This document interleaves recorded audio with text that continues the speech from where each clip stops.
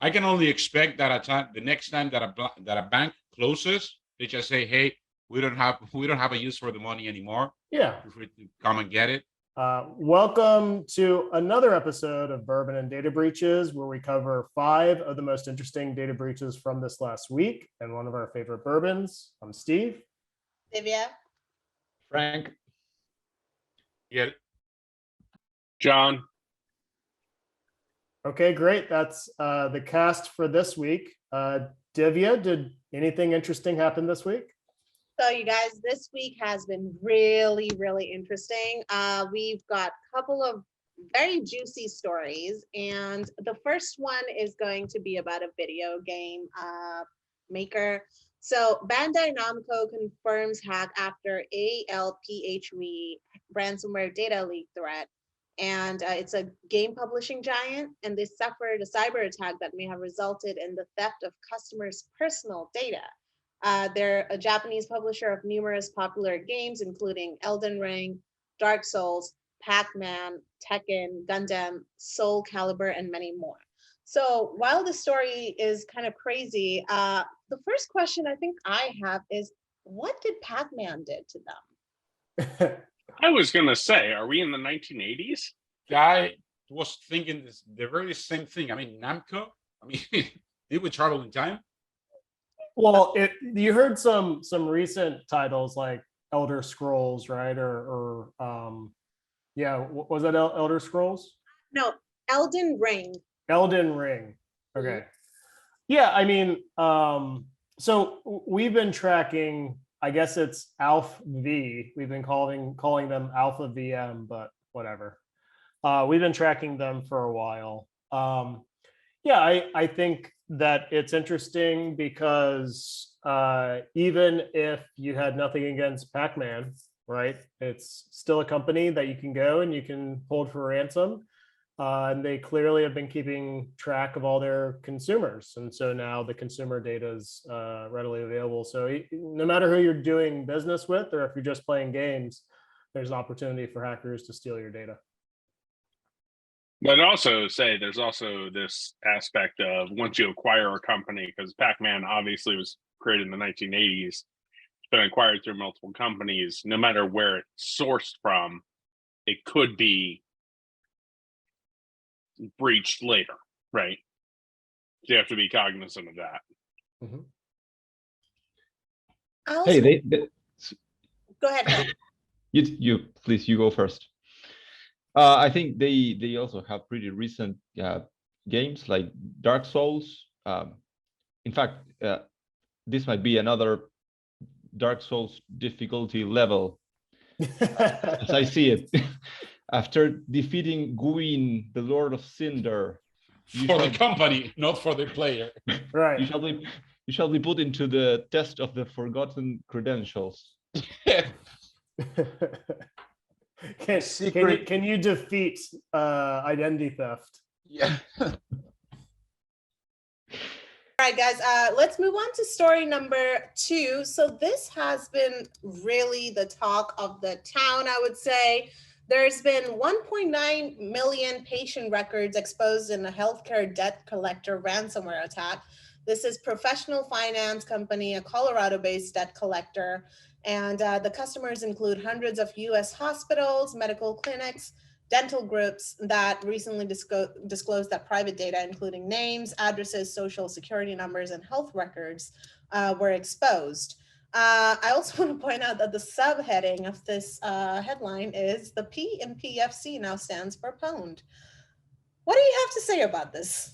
Well, first thing that I would say is that we are getting closer and closer to what Steve mentioned several times about you being at risk with your very own life. I mean, when it comes to this kind of hacking or breaches, because somebody decided, I mean, in this case, the data got leaked and got exposed. But let's say that somebody wants to take that like one step further, start tampering with that information. That's going to be a life threat situation right there. So this is really, really concerning, really disturbing the way I see it. Yeah, go ahead, Frank. Sorry, they said they had detected and stopped a sophisticated ransomware attack, right? During which criminals accessed files containing data from more than 650 healthcare providers. Well, it does not sound like you have stopped it then, like you have stopped it. I want to point sophisticated, somebody double clicking an exe file. Also that. They're like, it's all right, everyone calm down. We got this. Maybe 1.9 million of you out there shouldn't worry, but overall, we're fine. Well, they stopped it after the attack. It's like, look, yes, the bus crashed, but it stopped, right? So we can say that the Malaysian airplane stopped the crash. It landed somewhere. Landed, yeah, somewhere. Yeah, It it landed. They stopped it. It's not still ongoing. Yeah. The So crazy thing. Jimmy is laughing in the background, and I think that's a great point. That is very inappropriate to laugh, but very appropriate, right? At the same time, yeah. I told you guys I would take care of the shaming part here. We'll cut this part. You got this done right. The crazy Don't you thing, dare doing that. The crazy thing about this story is the company that was breached and ransomed, they purchased healthcare records from hospitals. So the hospitals didn't get breached. The hospitals basically had 1.9 million people that they provided services to. Those people refused to pay. The hospitals gave up on trying to collect payment. And then they sold their medical records to this other company. I think it's insane that a hospital can sell someone's medical records to a collection agency, because the hospital has a HIPAA duty to protect that. But I don't know if this collection agency does. I mean, if the collection agency does, then they're about to get hit by a $1.9 million or 1.9 million person fine, and that'll probably drive them out of business, right? But it sounds like hospitals can sell medical records, which sounds shady as fuck. I think this is a So typical they do. scenario where everybody wins. Yeah. So they do. So been there, seen that. They do. They sell it to collections agencies. The collections agencies are just strictly brokers of data, and they don't care. Not gonna name names or anything, but seen this in the past. Do the collection agencies, and I would assume via the transitive property, that the collection agencies also have to follow Nope. HIPAA? Nope. 100%. Ridiculous. Agreed. Well, and the thing is, none of these hospitals, because they see it as data. None of these hospitals are going to Which I claim. agree with you. Yeah, none of these hospitals are going to claim that they're breached or that there's any HIPAA violation, because they sold it. They didn't give it. They didn't have a duty to protect. They sold it to Bob's Collections, who then got broken into. That's me. That means it's not their responsibility. They're not responsible for that. Those copies. Well, they sold data. Right? Well, yeah, but No, the only place it covers you, if I'm not mistaken, and don't take this for any source from this podcast or anything like that, but would be actual PCI, things like that. But HIPAA is not covered under that secondary source. Yeah, no one cares about PCI. HIPAA's the big boy that assigns major fines for record mishandling. So if it's not HIPAA, then no one cares. And then I will also say, they don't actually care about HIPAA. They care about getting some big, super hospital, etc. At this point. Yeah. So in summary, this whole situation's fucked and should never have been allowed to begin with. How about we don't 100% allow the selling of HIPAA data without also the responsibility that the data also has to be protected with HIPAA? I think it's time for the bourbon break. So today's bourbon is Stellum Bourbon. I thought this was just a random bourbon I pulled off the shelf, but it turns out that Divya claims that she recommended this. So this one's on her if we don't like it. But Divya, what do you know about Stellum? All right, Steve, thank you for the call out.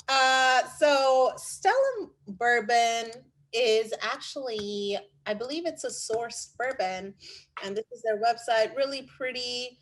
They are devoted to bringing American whiskey into the modern age with simple, elegant blends and single barrels selected with care and intention. If you go to the website, where this is the bottle that we're having today, this is Stella Bourbon finds its flavor in the tension of 3 Indiana bourbon mash bills, 2 of which are high rye, and the third being almost exclusively corn.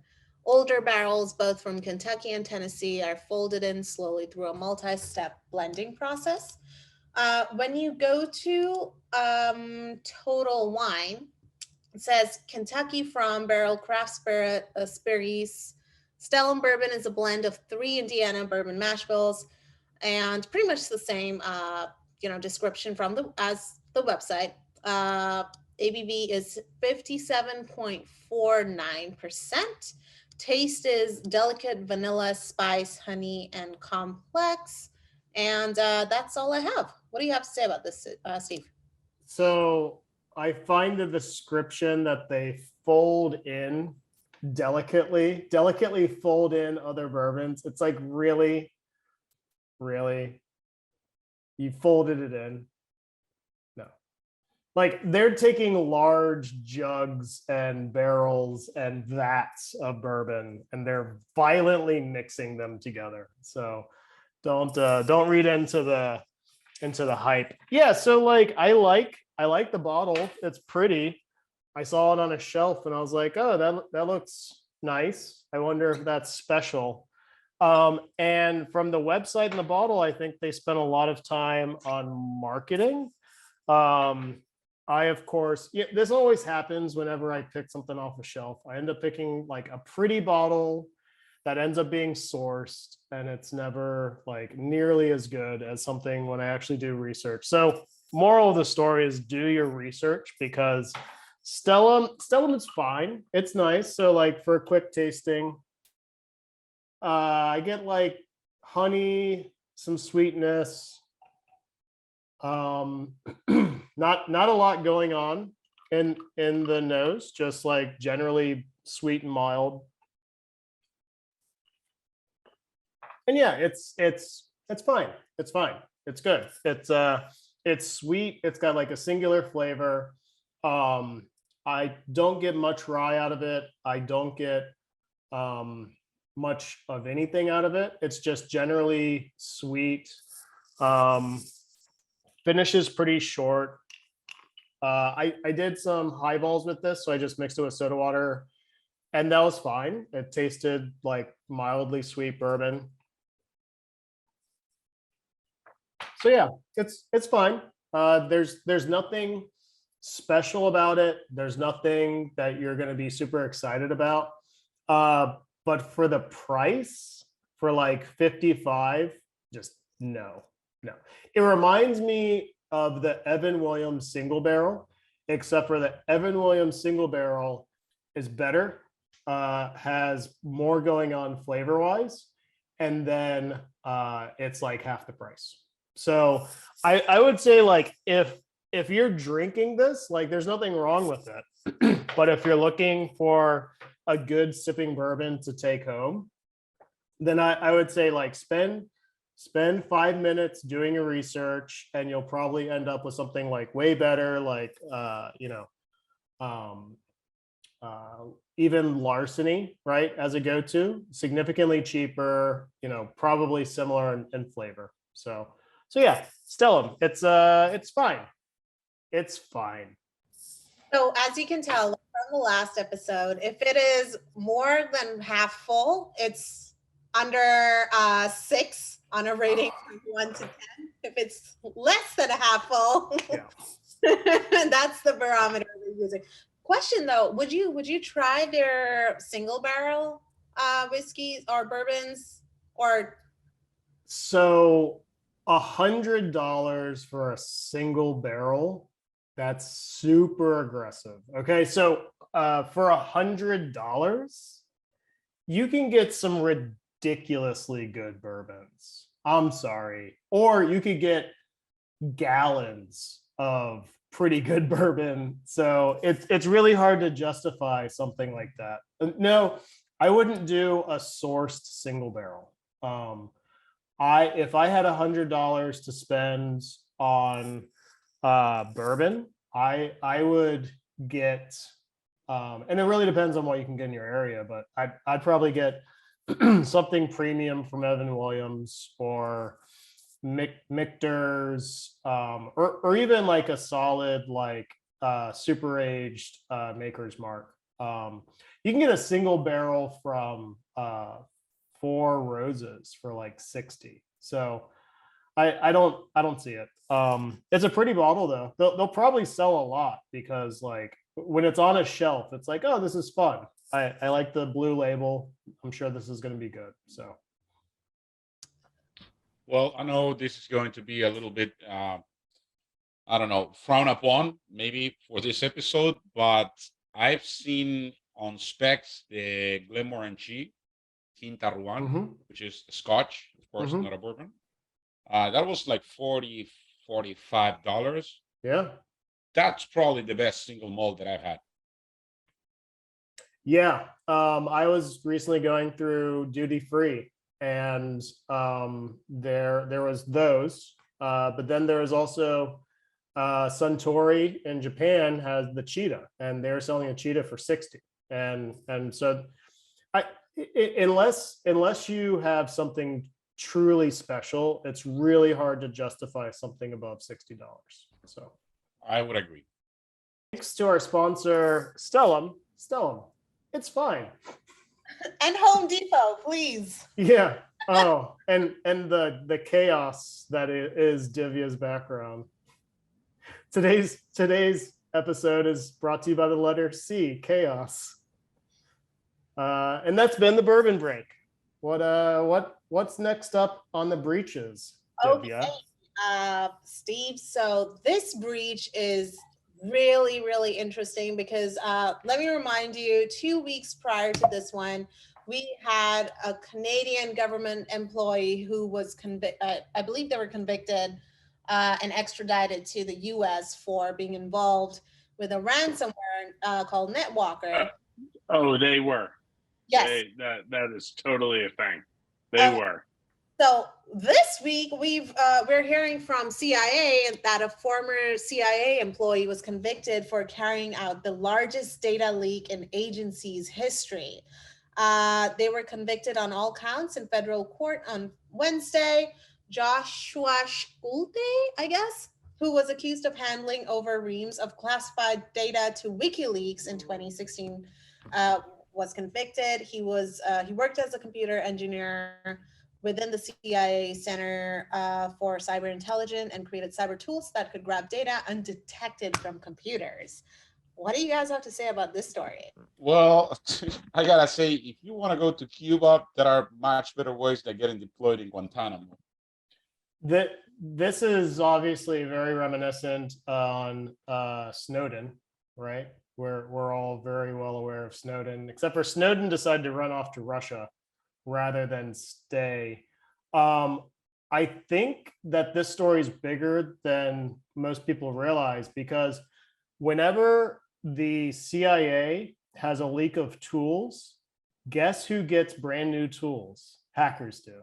And all of the best hacker tools come out of the NSA and the CIA leaks. So when all of these tools got leaked, like all of a sudden you just have amazing tools readily available in the hacker community.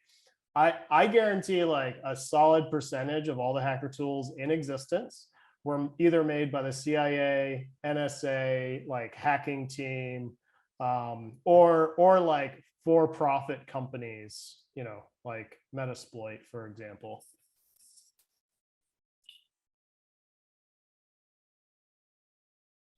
Boy, this is super fucked up. I won't comment on this. Because it's the CIA and you don't want them Yeah. to know where you are. I don't like Whatever it. the CIA does, it's okay. I mean, honestly, Frank is in Brazil, and he'll be over there for a while. Frank's got a real like Osama hiding vibe going on. Yeah, He does. it's not Yeah. looking good for you, Frank. Do you have like an Ernie doll next to you or anything Okay, like that? the Mr. Robot vibes are over now. I don't like them anymore. no, but like my question is You that took the hood off. That's impressive. we're talking about like the CIA and like we don't want them to know where we are and all that, but this was happening right under their nose and they didn't know that it was happening. So it's like, you know, you could have all these tools and stuff, but if you don't really have security ingrained in everybody's head, or like, you know, you're not understanding the implications of like insider threat, for example, it's still going to come and bite you in the butt. So I think your second aspect is correct there. If you don't have that insider threat, you know, noticed, you know, again, coming from a bank, we never really looked at like who's coming from the inside. We always look from the outside because that's what our auditors, that's what our CIA agents look for, that's what our the SEC looked for, that's what everybody who we went through, I mean, 15 audits a year, that's what they look for. But we never looked for that inside threat. And I think you're spot on by saying that, right? Like you never actually looked for that. John, And so it's but John, bank employees have never stolen money from a bank. That's absurd. just never. Why never, would they? never. So I'm going to move on to story number 4. So you guys, this story is really, it's kind of crazy because apparently there's a hacker who leaked the personal data of 1 billion Chinese citizens. Now censors are blocking victims of the breach from learning from happened. What's interesting about this story is that apparently this exploit happened. Oops. Excuse me. Apparently this exploit happened because the government, I'm guessing, GOV developer wrote a tech blog on CSDN and accidentally included all the credentials, 1 billion records of private citizens' data. What do you guys have So to say about I'm going to give comment first real quick, if you don't mind. Everybody else, feel free to fill in, but I saw this actually probably before we saw it. I was very surprised. This was fascinating to me. It was definitely a big breach to me. I didn't know how much data it included, but I felt like it was big. I mean, 1 billion records is always a big breach. 1 billion records all from China. I mean, that's massive. Frank, have you seen this data? Because I've not seen it floating around. It sounded like a developer accidentally exposed it, but are people actually actively sharing it? I've just seen the original post on Breached, which was for sale, and a couple of samples. So if it's still for sale, we're not going to see a big impact from it. But once it's being shared publicly, this is going to be a big deal. Because so this is, to me, the first breach I've seen that's been big enough that I've seen it show up on CNN, all the different news articles, which doesn't make a big difference, but I was surprised at how big it was. The Marriott breach got a lot of coverage.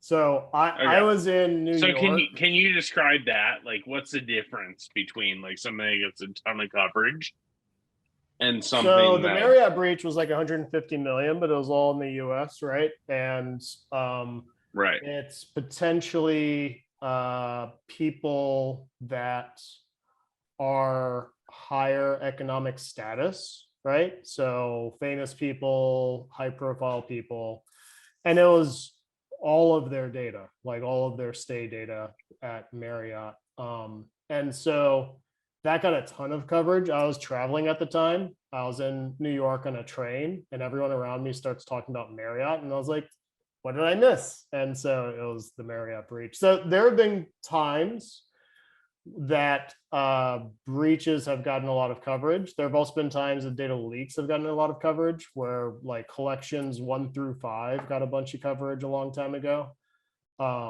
But yeah, I mean, like a billion's a number that's going to sell views. But I think the devil's in the details about like what was included and what could people do with it.